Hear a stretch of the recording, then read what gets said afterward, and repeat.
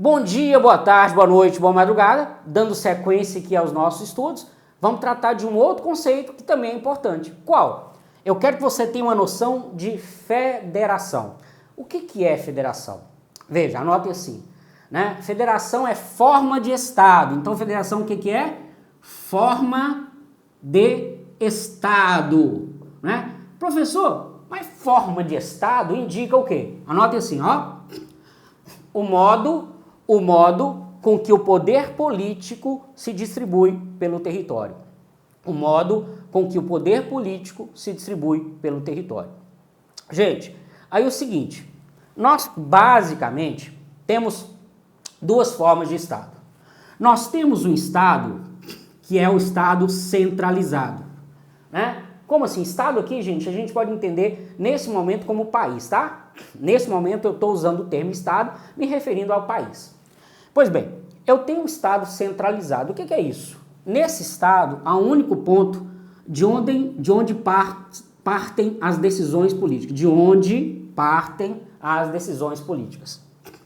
Quando o Brasil nasceu em 1822, né, diz a história que quando Dom Pedro I diz lá o seu grito da independência, nós perdemos os vínculos com o Portugal como metrópole, passamos a ser uma nação independente, né?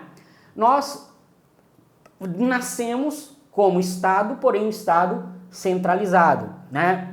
O Brasil era uma monarquia. Nós não tínhamos os estados, Minas Gerais, Rio de Janeiro, São Paulo, eram províncias, né? E mesmo assim, quando vieram as províncias, elas não tinham autonomia, não mandava nada não. Quem mandava era o poder central, né?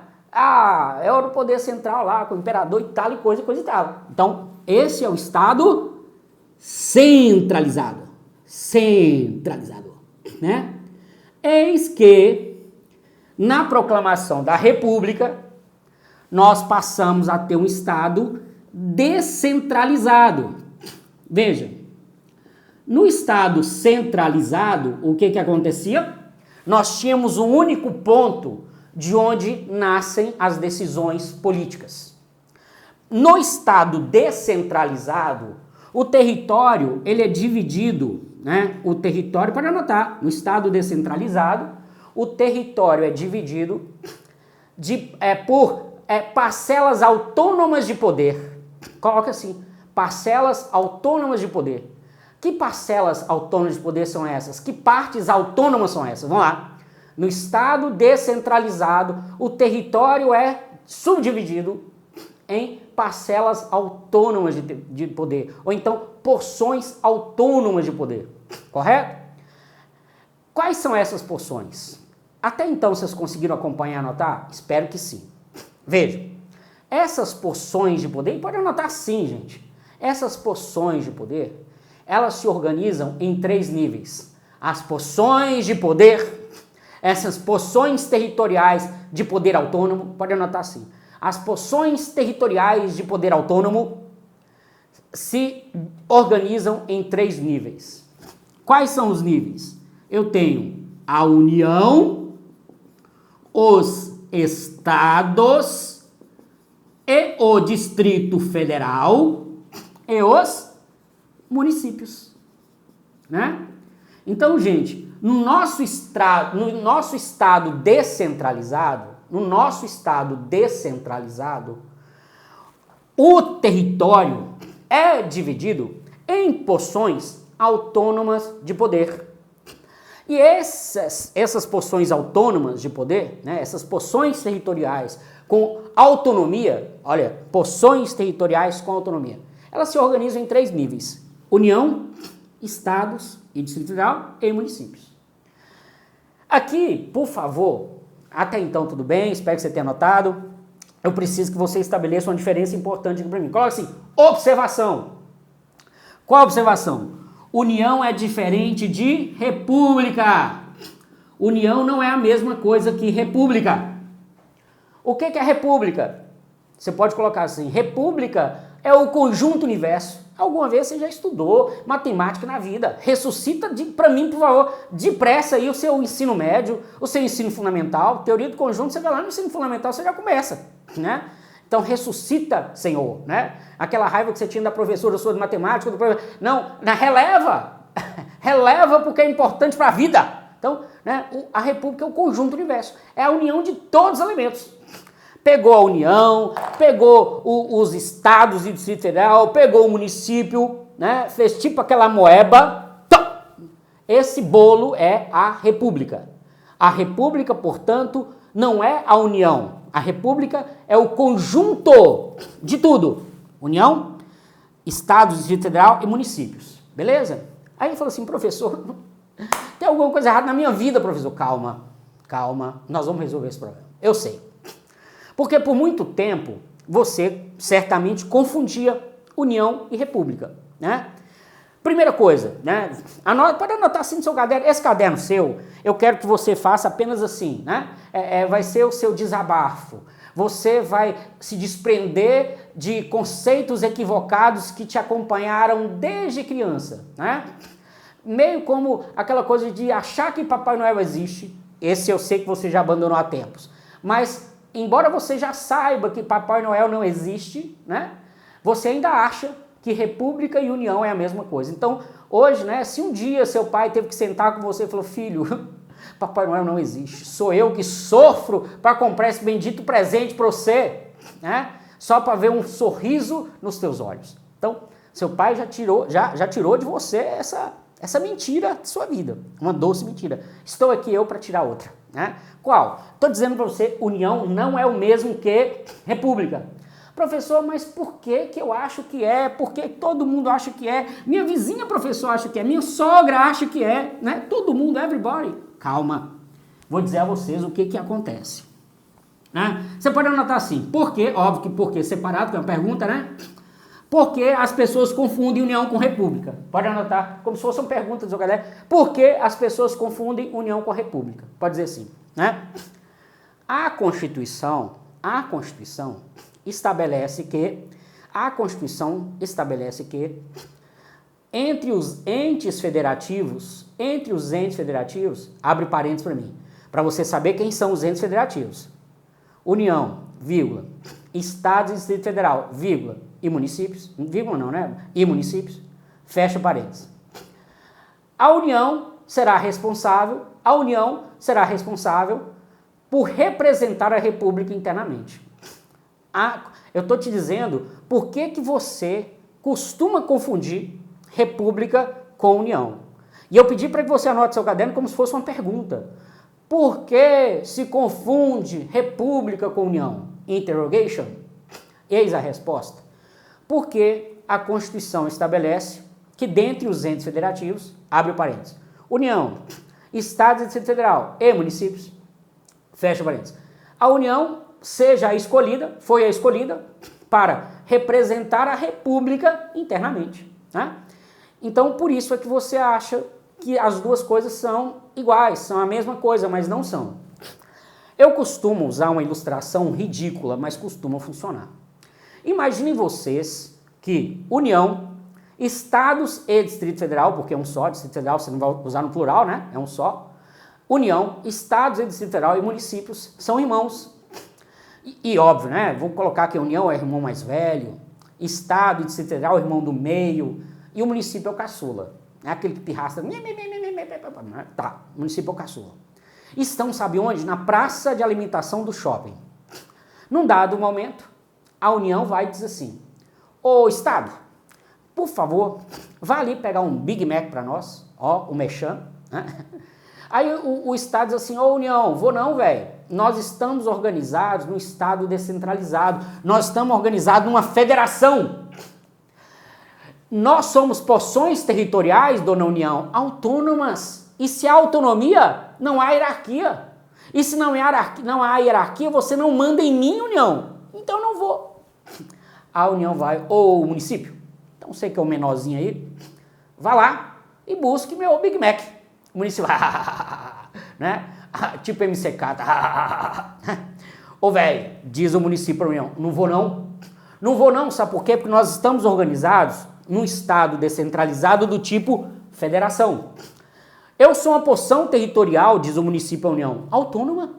Não há entre mim município, e você, União, nem entre mim e entre o Estado. Não há soberania. Nós temos autonomia. E assim fica a noite inteira. A União mandando e todos os demais entes dizendo, não, nós somos uma federação, nós somos porções territoriais dotadas de autonomia e nessa condição você não manda em mim. Num dado momento, ao tardar da noite, a União levanta da mesa e diz, olha, vamos embora. Aí os demais entes já treinavam em coro o não colossal. Mas neste momento a União diz, espera, agora eu não estou falando em meu nome, eu estou falando em nome da República Federativa do Brasil. Dito isso, todos os entes se levantam e vão para casa. Olha para você ver que história linda, né? Eu sei que você desse lado, né, já está aos prantos, né, umedecendo lenços, mas a vida segue, a vida continua. Então, você sempre confundiu União com República, porque a Constituição estabelece que internamente a União é quem representa a República. Eu dei o exemplo da ilustração, não foi? Agora eu vou te dar um exemplo jurídico para você entender, tá? Perguntou você agora aqui, qual é o órgão do Poder Legislativo da União? Né? Você, espero eu, vai lembrar dessa figura aqui, ó. Essa figura aqui, né? Dessa figura aqui. Duas pilastras, duas cumbucas, uma com a concavidade para cima, outra com a concavidade para baixo. Professor, o que é concavidade? Ó menino, se você não sabe, é porque no momento em que seu professor te ensinava função quadrática, você se divertia fazendo desenhos na folha do caderno, tentando flertar com aquela garotinha ou garotinho, né? Tentando grudar chiclete debaixo da mesa, tá vendo?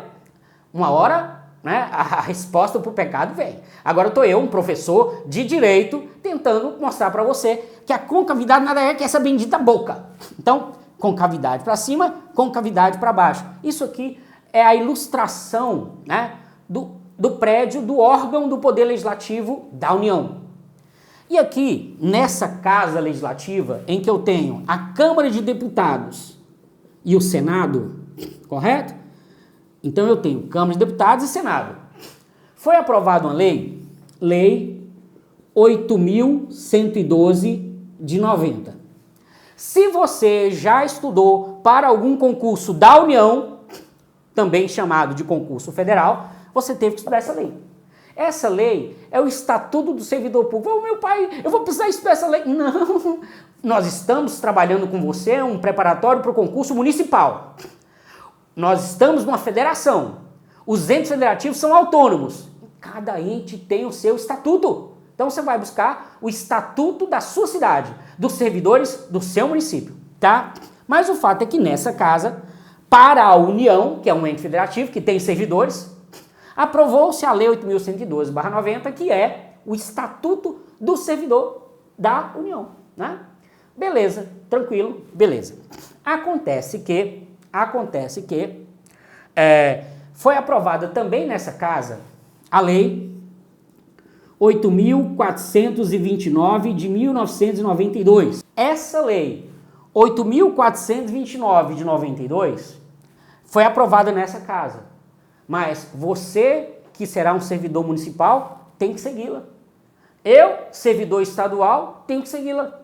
Os servidores federais também têm. Os servidores distritais também têm. E por quê? Porque no momento em que esta casa, que é a Casa Legislativa da União, elaborou essa lei, essa casa estava atuando em nome da República. Então, o próprio projeto de lei vai dizer a você, olha, isso aqui é para todos os entes federativos. Quando é isso, é porque está agindo em nome da República. Não, isso aqui é só para os servidores federais. Quando é isso, é a União agindo em seu próprio nome. Espero, de coração, que você tenha entendido por que muitas vezes você confunde União e República.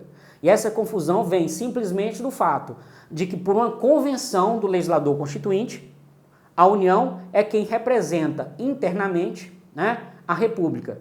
Mas república não é sinônimo de união. República é o nome que se dá ao todo aglomerado formado pelos entes federativos, União, Estados e Distrito Federal e municípios. Beleza? Então, começamos a trabalhar o conceito de federação, mas isso não é suficiente. Então, vejam, federação, então, é uma forma de organização de Estado. É uma forma de organização de Estado de modo que descentralizado. Forma de organização de Estado de modo descentralizado. Colocou isso aí no seu caderno enquanto eu estou aqui apagando o quadro? Anotem aí, né? É uma forma de organização do Estado de modo que descentralizado. Correto? Quais as características fundamentais da federação? Vamos colocar aqui, né? Vamos colocar porções territoriais com autonomia. Correto? Essa é a primeira característica essencial de uma federação, né? E outra, indissolubilidade do vínculo, indissolubilidade do vínculo. Como assim, professor? Os entes federativos que integram a federação não podem se dissociar. Um Estado não pode sair da República e falar, não, vou virar um país diferente.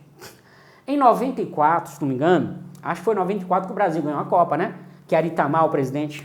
Tinha um loucão lá no Rio Grande do Sul que cismou, né? Que o Rio Grande do Sul teria que ser um outro país. Fez bandeira, fez hino, e quando o Brasil ganhou a Copa, mandou uma correspondência para o presidente parabenizando o seu país pelo resultado em importante torneio futebolístico, né? Olha para você ver que loucura. Ele contraria a Constituição nessa posição, porque se estamos organizados numa federação, os entes federativos, município, Estado, Distrito Federal e União, não podem se separar da República. Eu posso, obviamente, ter um município que se divide em dois municípios que se juntam formando um Estado que se divide em dois, né? Isso eu posso ter, mas um Estado se desgarrar, um município se desgarrar, não pode, porque as duas características que marcam, que definem a federação é porções territoriais com autonomia e indissolubilidade do vínculo. Então, para fechar esse intervalozinho, como é que é a federação mesmo? É um modo com que o poder político se distribui no território, né, formando um Estado descentralizado, em que eu tenho porções territoriais com autonomia e a indissolubilidade do vínculo. Gente, se fosse uma aula de direito constitucional, eu teria que dar mais conceitos para você. Mas eu, de coração, eu só quero que você compreenda o mínimo necessário para você, ao deparar a lei orgânica, não achar que ela é tão espinhosa.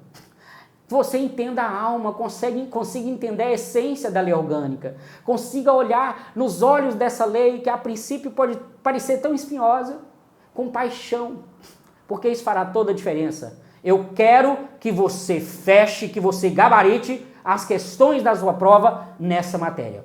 Então, ilustres, você já sabe o que é federação, né? Você sabe que é a forma de Estado, que é o modo com que o poder político se distribui pelo território, é uma forma de Estado descentralizado, em que o território é subdividido em porções territoriais com autonomia, né? Nós até dissemos duas características importantes que acabam que definem uma federação, né?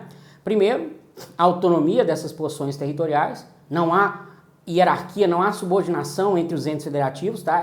Essa frase, anota aí, não há subordinação entre entes federativos. O município não subordina os estados, os estados não subordinam a União, o Distrito Federal não subordina a União, não há subordinação entre entes da federação. Eu imagino que você, por toda a vida, pensou que o município se subordinasse ao Estado, que o Estado se subordinasse à União. Não. O que acontece é que o legislador constituinte, para cada ente federativo, dá um conjunto de competências. Para cada ente federativo, a Constituição diz assim: União, você vai tratar disso e disso. Estados, você vai tratar disso e disso. Município, você vai tratar disso e disso. Mas, como diz o grande filósofo, ado, cada um no seu quadrado. Então, é uma divisão de competências, mas não há subordinação. Quando você estuda um pouco mais, você aprende que essas competências, elas são competências legislativas e competências materiais. O que é isso? Competências legislativas é quando a Constituição diz para cada ente sobre qual matéria ele irá legislar. E competências materiais é quando a Constituição diz para cada ente qual o serviço, qual a atividade concreta ele irá cuidar. Apenas para você entender a lógica, né, da Constituição, vamos imaginar um aspecto, transporte. Imagine que você é o legislador constituinte. Qual dos entes você daria a competência para tratar do transporte interestadual? De autorizar empresas a explorar o transporte interestadual, de regular e fiscalizar o transporte entre os estados? Obviamente a União. Transporte aéreo nacional? Obviamente a União, né? Porque a União das porções territoriais ela é que é a mais abrangente. Ah, tá. Agora, do transporte entre os municípios, né? Quem iria cuidar? Né? Obviamente que é o Estado. E do transporte coletivo urbano, dentro da cidade, obviamente que é o município. Então, o legislador constituinte, ele, primeiro, ele analisa quais são as tarefas que devem ser encargo do Estado. E pela abrangência, pelo que nós chamamos de predominância do interesse, né? Nós vamos ver qual ente vai cuidar, tá bem? Nós vamos ver qual ente vai cuidar. Olha bem, por exemplo, definir o horário bancário. O que acontece? Definir o horário bancário é mais do que estabelecer um momento em que um determinado comércio abre e fecha. Por quê? O horário bancário, ele interfere no sistema financeiro de modo geral. Então, houve leis municipais que tentavam definir horário bancário e se entendeu, não, isso é matéria que é para a União, porque de alguma forma isso acaba interferindo no sistema financeiro nacional. Agora, definir tempo de espera na fila. Definir tempo de espera na fila, eu não estou tratando do momento de abrir e fechar o mercado. Eu estou dizendo quanto que um cidadão municipal, um cidadão do país, né? Um cidadão que está mais próximo do ente federativo município, vai ficar lá, coitado, esperando. Então, o município pode até ditar leis estabelecendo o máximo de tempo que o indivíduo vai ficar na fila do banco, porque é uma matéria bem local, o interesse é local. Então, eu posso entender que é uma competência legislativa, sim, do município. Agora, falar da dinâmica de funcionamento dos bancos, das agências bancárias, óbvio que isso não pode ser do município, porque a dinâmica de atendimento, a dinâmica de funcionamento, melhor dizendo, das agências bancárias está diretamente ligada ao sistema financeiro nacional como um todo. Então, obviamente, não seria uma competência legislativa do município, seria sim da União. Então, ainda não cheguei no que está no quadro, eu só estou querendo te mostrar que, de fato, não há subordinação entre entes da federação. E que, ao contrário do que você talvez venha imaginando por toda uma vida, os municípios não se subordinam aos estados, os estados não se subordinam à União. Não há subordinação entre entes da federação. O que há? Há uma distribuição de competências feitas por quem? Pela Constituição. Competências de que ordem?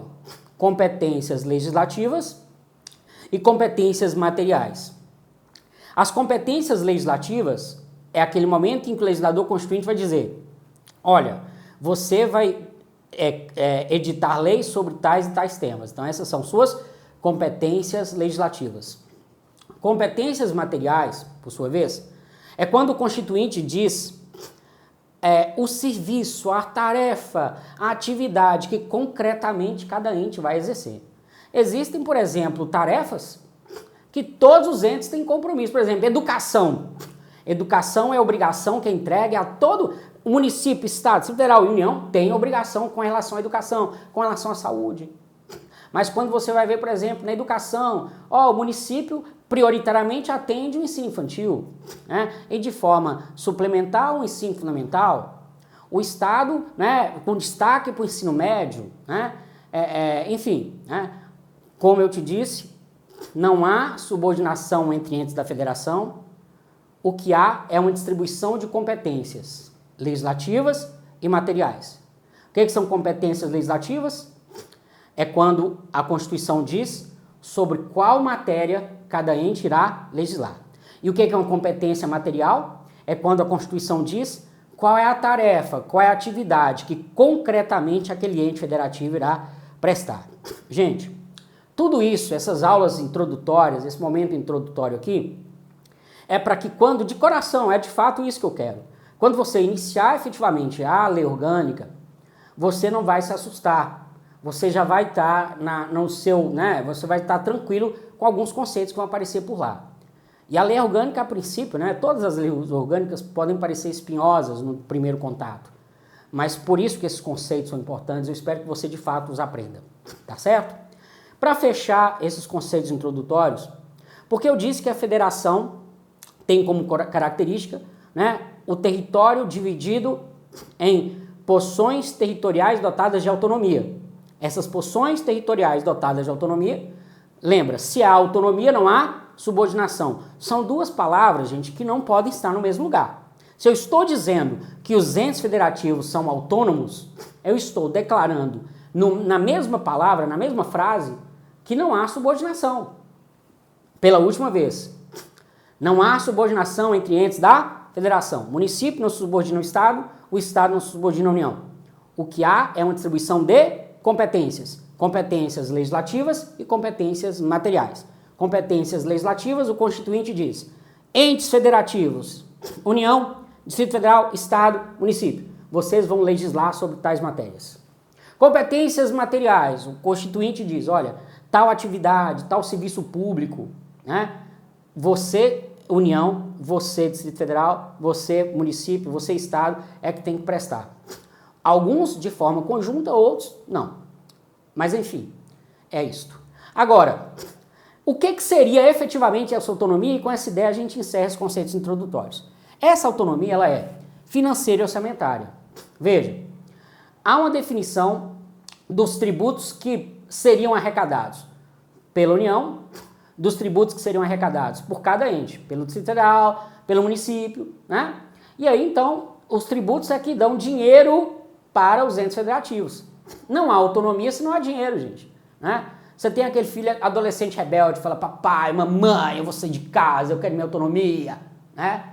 E se esse menino ou menina sai esperando mesada, que autonomia é essa, né? Vá trabalhar, pá, estudar para um concurso, né? Sem dinheiro não há autonomia. Então essa autonomia financeira é porque há uma definição das fontes de receita de cada ente. E a autonomia orçamentária é que cada ente é quem decide como gastará os seus recursos. Se eu vou gastar com escola, se eu vou gastar com segurança pública, se eu vou priorizar a saúde, né? Quem decide é cada ente. Obviamente, eu tenho limites estabelecidos na Constituição. A Constituição diz, olha, tem que gastar no mínimo tantos por cento do produto das receitas com educação, tanto tem que no mínimo isso para a saúde. Eu tenho alguns parâmetros que o legislador constituinte estabeleceu, mas como regra, quem decide como gastar é cada ente federativo, porque ele tem autonomia financeira e orçamentária. Essa autonomia administrativa ela é muito importante para nós. Por quê? É a partir dessa autonomia administrativa que os entes federativos podem eles próprios estabelecerem como é que vão se organizar. Vão criar as suas secretarias, né? Vão criar as suas entidades administrativas. Aqui, dentro dessa autonomia administrativa, eu tenho um conceito que eu vou trabalhar mais à frente. Um conceito de organização da administração pública.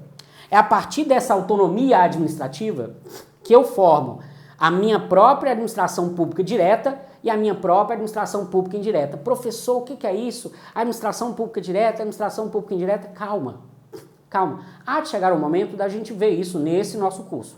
Calma. Mas eu só quero te mostrar que isso só acontece em razão de autonomia o quê? Administrativa. E por fim, a autonomia política. Quando eu digo que cada ente federativo é dotado de autonomia política, eu estou dizendo a você que esse ente se autolegisla, cria suas próprias leis. E é em nome dessa autonomia que o município para o qual você vai estudar tem a sua própria lei orgânica, né? Veja, a República tem uma Constituição. A União não tem, mas por quê? Porque as estruturas da União estão estabelecidas na própria Constituição da República. Lembra que União e República são coisas distintas, mas que o legislador constitucional escolheu a União para representar a República internamente. Os estados têm as suas constituições, nós temos constituições estaduais. O Distrito Federal é uma figura que é meio uma mistura de município com estado. Se você estiver fazendo um outro concurso público e você precisar estudar as características do Distrito Federal, você vai perceber que o legislador constituinte pegou um punhado do que é o município, um punhado do que são os estados, misturou e saiu do Distrito Federal. Tanto, no município nós temos a Câmara Municipal, não é isso? Nos estados nós temos a Assembleia Legislativa, não é isso? Os órgãos legislativos. Sabe como é que é o nome do órgão legislativo do Distrito Federal? É Câmara Legislativa. É como se fosse um enxerto de município e estado. Mas é só por curiosidade mesmo. Então, graças a essa autonomia política, os entes federativos podem se autolegislar. Pode, por exemplo, e devem os municípios se organizarem com suas próprias leis orgânicas. A lei orgânica está para o município, assim como as constituições estaduais estão para os estados. É a lei maior, é a lei que organiza, mas, obviamente, assim como também posso dizer das constituições estaduais, as leis orgânicas municipais não podem, em momento algum, contrariar a Constituição Federal, né? Beleza? Olha bem, gente, de coração eu espero que você tenha entendido todos esses conceitos e, mais do que nunca, tenha gostado dessa matéria. Gostado da aula é meu sonho, mas se não gostou da aula, que pelo menos tenha gostado da matéria, porque quando se estuda com gosto, se produz muito mais, né? Aqui, antes de encerrar, eu vou dizer um breve relato acerca da minha pessoa. Hoje eu sou servidor público na condição de oficial de justiça do TJ desde 2006. Mas já passei Banco do Brasil, Caixa Econômica Federal, Ministério do Trabalho, né? Já passei em alguns concursos públicos e escolhi a função que hoje exerço com muito prazer. E com base nessa minha experiência, né? Humilde, talvez, mas, né, é uma experiência que me dá prazer, me dá condições de viver, né, com dignidade material, vamos dizer assim. Em nome disso é que eu quero compartilhar com vocês essa experiência. Eu quero que vocês também tenham as suas histórias de aprovação. Um beijo, um queijo, vamos seguir nosso curso, rumo à sua aprovação.